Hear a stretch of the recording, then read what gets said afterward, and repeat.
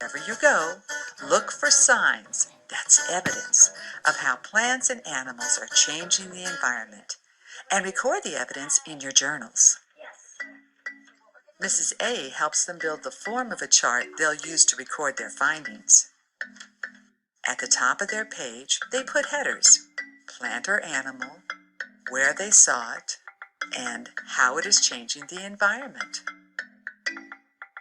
Mrs. A reminds them humans are animals too, so they can observe them and include their evidence in their journals. Now, the lab really begins, but away from the laboratory. Quinn's family had already planned a camping trip in a state park for the weekend. Quinn recorded evidence of wild plants and animals he came across there.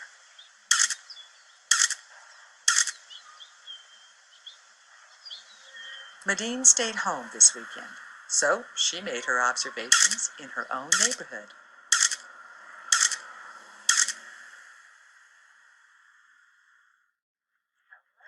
Medine and Quinn brought their journals and pictures back to the lab. They'll finish their journals here. Mrs. A was very excited to see the evidence, and they found a lot. Quinn was even quick enough to catch a squirrel on the ground, changing his environment by digging a hole. Why? To hide his food for later, when the nuts were all gone. Then there was a bullfrog near a stream. He was changing the environment by taking something out of it: worms, for food. Quinn knew that a spider had been in the bush because he found the web he used to trap food. There was some ivy growing up a tree. Mrs. A reminded them that plants need a type of gas in the air, carbon dioxide, and they put something back that people need into the environment: oxygen.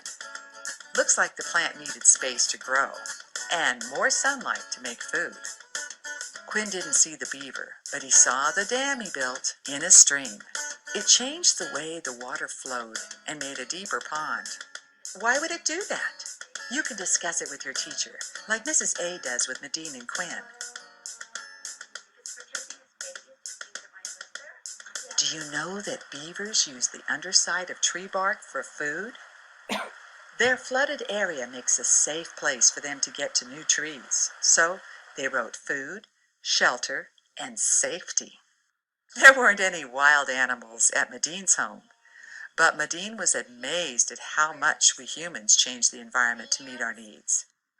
In her own home, she found herbs planted in pots on the window.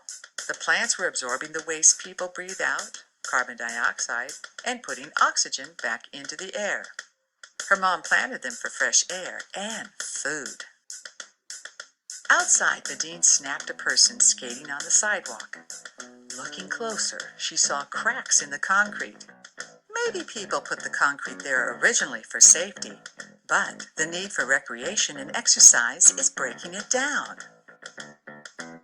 There was a snail in Medine's planter, on a leaf, destroying plants by eating leaves. Medine's food was being destroyed, so the snail could have food.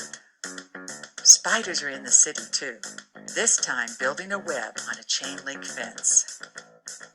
Here's a chance to discuss what need this might meet for the spider. This web closes the gap insects fly through in the fence, so it makes a trap for the spider's food. The ivy here is climbing on a brick wall, absorbing waste and releasing fresh air, and breaking down the mortar in between the bricks. What plant needs do you think are met this way? The plant is fighting for growth, air, and light. It needs all these to make food. As the kids add their picture evidence to their journals, Mrs. Alicorn helps them think about the ways they change the environment to meet their needs.